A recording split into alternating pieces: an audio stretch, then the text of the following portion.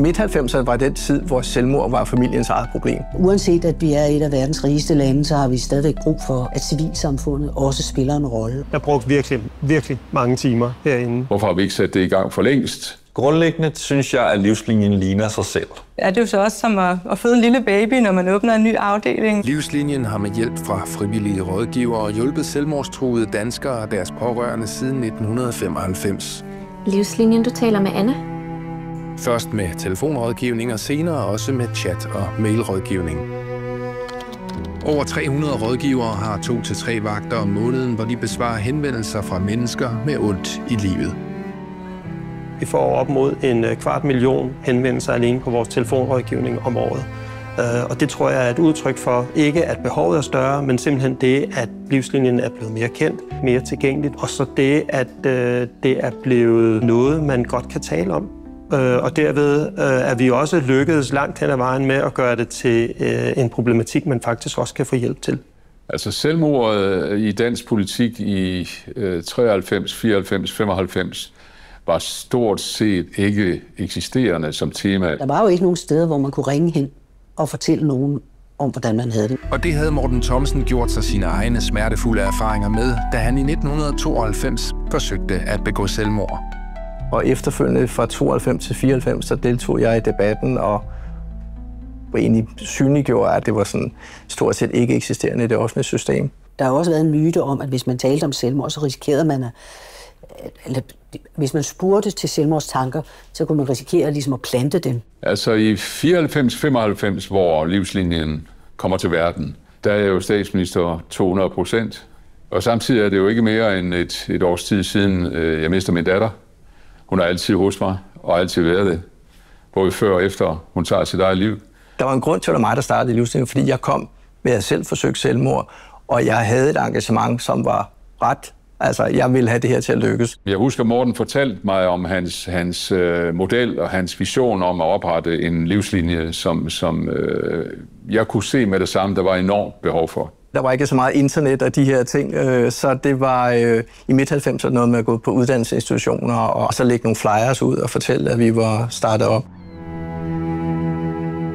Jeg læste til lærer på Blågård Statsseminarium, og der faldt jeg over et opslag fra en mand, som efterlyste hjælp til at få etableret en rådgivning til mennesker, som overvejer at begå selvmord.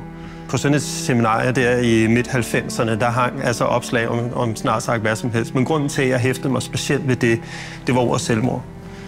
Jeg havde en studiekammerat, som havde forsøgt at begå selvmord og havde truet med selvmord. Og jeg ser det her opslag og tænker, det kunne jo måske godt, det her. Jeg tager toget hjem og besøger min far. Jeg bruger lige weekenden på at tænke over, om det er noget, jeg kan finde tid til.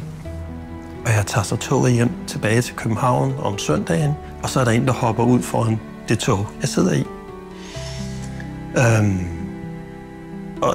Og det var jo, altså, så var det der bare. Og så tænkte jeg, det skal jeg, det her. Så jeg kontakter Morten, som havde hængt opslaget op, og vi aftaler at mødes i nogle lokaler i en baggård i Nørre Søgade. Deroppe blev livslinjen etableret, og vi klikker med det samme. Vi havde jo ikke sådan en projektbeskrivelse, vi havde ikke penge, vi havde ingenting, så vi gik jo bare i gang. Vi havde en telefonrådgivning uden at have en telefon. Det var som om på en måde, at der ikke var noget, der hed, at det ikke kunne lade sig gøre. Der var ikke noget, der hed nej. Og Morten og jeg, vi finder ind i et godt makkerskab, hvor han er ansigtet udadtil og meget, meget, meget dygtig politisk. 3 måneder senere, 1. april 1995, der har vi en telefonrådgivning, og det er fyldt op med en masse frivillige. Jeg får så en rolle som den, der organiserer, holder styr på alle de bolde, han kaster op i luften, så vi på den måde supplerer hinanden rigtig godt. I 1996, hvor vi havde åbent et helt år, der havde vi 446 besvaret. Det har vi jo på en uge nu. De første mange bestyrelsesmøder, jeg husker tilbage fra de første 2-3 år, handlede om, at vi manglede penge, og det var underskud. Og det skulle vi hele tiden ligesom forholde os til. Livslinjen på mange måder i sådan et 90'er blik repræsenterede statens våde drøm om frivillighed, nemlig et større personligt engagement, at møde den anden i øjenhøjde, solidaritet og være empatisk. Der var ikke nogen egentlig uddannelse. Alle os, der var også rådgiver. Jeg sad både i bestyrelsen og var en del af sekretariatet og rådgiver på samme tid. Jeg startede i 97, tror jeg, som telefonrådgiver på Livslinien. De fleste mennesker, der var derinde, var jo under 30 år. Der var måske en del fester, og der var en del sådan på tværs af holdene, og en del sådan sociale arrangementer og sådan ting. Man kunne godt mærke, at mange af dem, der kom med en ung energi, og det påvirkede organisationen som helhed. Det, der var vigtigt, det var, at vi var der, og der var nogen, der besvarede opkaldene, når de kom. Men på den anden side, så repræsenterer Livslinien jo også det, som staten også var lidt betænkelig omkring. Altså, vi tæller forebyggelse af selvmord, som jo kræver en høj grad af faglighed. Jeg tror, der var rigtig meget learning by doing, som jeg husker det. Udover den intro, der var, inden vi fik den første vagt. Altså, jeg kan huske, at jeg blev ringet op og spurgt om, er det virkelig frivillige, der skal tage sig af det her? Vi blev jo mødt med en skepsis, man kan sige også begrundet, men vi anstrengte os jo for ligesom at vise til dem, at frivillige kan godt organisere det her. Frivillige kan godt passe på hinanden, frivillige kan godt passe på dem, der ringer ind. Men helt generelt synes jeg, at der har været en god fornemmelse af at blive passet på som rådgiver. Men jeg tror, alle tænkte, at der er plads til forbedring. Specielt hvis man ikke kom med baggrund inden for psykologien, så følte man jo, at hvordan hjælper man et menneske, der overvejer at tage sit liv. Så jeg tror, der var meget selvreflektion, både på det individuelle plan og på organisationens plan, om hvordan kan vi blive bedre til det her. Så det var jo en kæmpe udfordring, og derfor var det jo også altafgørende, at vi havde nogle gode politiske relationer. Det kan godt være, at det falder på kanten af, hvad Sundhedsministeriet er vant til at håndtere, og måske også en åben telefonlinje var noget nyt på det her område. Så min rolle var mere, det her, det skal vi være med på. Men det var nok også en anden tid, at man på nogen måde kan man nok sige, at det er lidt følelse som om, der ikke var nogen voksne i rummet, men der var en hel masse unge, der løftede i fællesskab. I efteråret 2001 fratræder Jeppe som bestyrelsesformand og ansættes som Livsliniens direktør. Han får nu ansvaret for driften af hele organisationen. Så noget af det, vi gik målrettet efter i de følgende år, efter jeg tiltrådte som direktør, det var at sikre, at Livslinien kom på finansloven. Årsrapport 96 præsenter. Det er fond, det er dem, der støttede os. Prøv lige at se, hvor mange. Det skulle vi ikke det alligevel. Det er måske også lidt for travlt, men der var faktisk mange, der gerne ville os det godt, når vi først kom videre. Og det var ikke kun ledelsen, som bemærkede bekymringerne om økonomien. Livslinien, du taler om Pernille, kender sikkert godt, når man sådan kan være et sted, hvor der sådan er lidt trykket stemning, uvished, der ligesom lå og simrede lidt i luften. Ikke? Det var noget, vi snakkede om indbyrdes som rådgivere. Hvad kommer der egentlig til at ske med os? Hvad kommer der til at ske med vores brugere?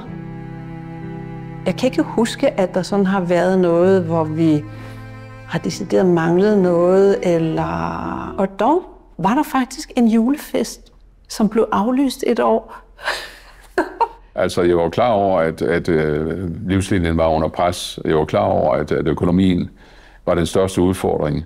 Så det kan godt være, at det ikke har noget betydning for os direkte, men det betyder da noget for vores arbejde og for vores velbefindende, og så dermed selvfølgelig også, hvad vi kan yde over for dem, der ringer til os. Det er svært at ansætte, det er svært at garantere de mennesker, man forsøger at få til at hjælpe sig med at udvikle organisationen. Som jeg så det, så manglede vi at få systematiseret hele det rådgivningsfaglige grundlag.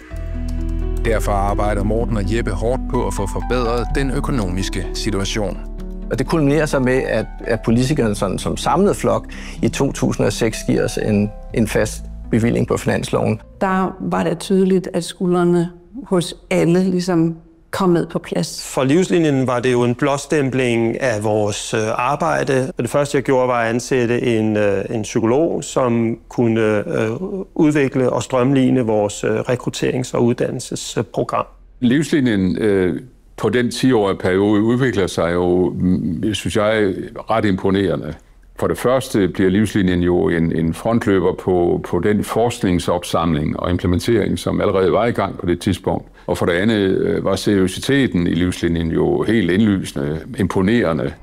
Organisationen vokser i de følgende år og flytter derfor til de nuværende lokaler i Havnegade.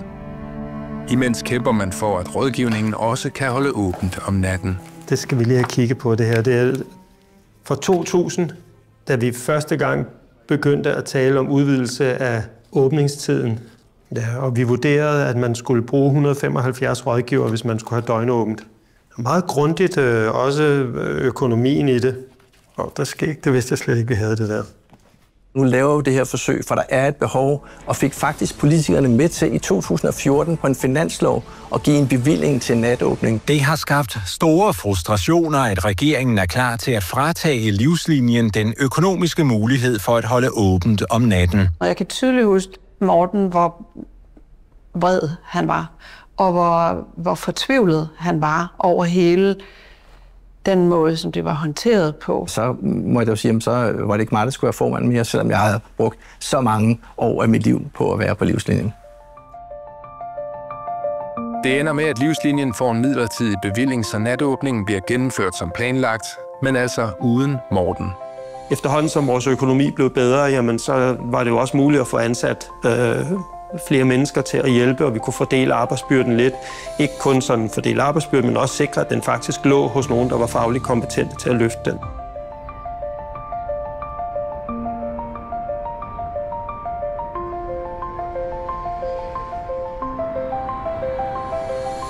Vi åbnede Aarhus-afdelingen, fordi at vi ikke kunne imødekomme alle de henvendelser, vi har fået på telefonrådgivningen og også mail- og chatrådgivningen. Så den eneste mulighed for at rekruttere flere frivillige rådgivere, det var ved at kigge på et andet sted i landet. Og der var Aarhus oplagt. Så selvforståelsen, at vi er lidt mere landsdækkende, og så har det bare været fantastisk at etablere sig et sted og kan se så mange dygtige, søde, omsorgsfulde, kompetente rådgivere strømme til. Jeg var sådan...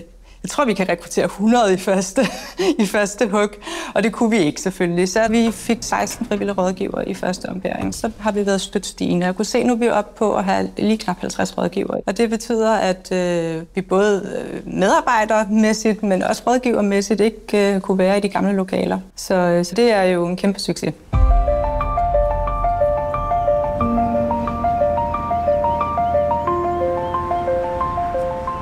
Jamen, min rolle på Livslinjen er selvfølgelig som den ansvarlige for kvaliteten og fagligheden at sørge for, at rådgivningen lever op til de krav, vi selv stiller, og de forventninger, både det etablerede system og de mennesker, der kontakter os, har. Jamen, jeg fik lyst og tid til at lave frivillig arbejde, og så tænker jeg, at Livslinjen, der har jeg jo været for lang tid siden, og jeg havde lyst til at være en del af den organisation, som der var der dengang. Og den har så udviklet sig en del. I løbet af de 30 år, Livslinjen nu har eksisteret, så har vi videreudviklet og kvalitetssikret vores rådgivningstilbud. Så vi i dag står et rigtig godt sted, både kvalitetsmæssigt og fagligt. Det har været virkelig lystbekræftende at komme tilbage til det fællesskab, som på mange måder ligner sig selv i sin energi, men jo har en helt anden faglig struktur og også en anden økonomi nu til at gøre andre ting for de rådgivere, der er her.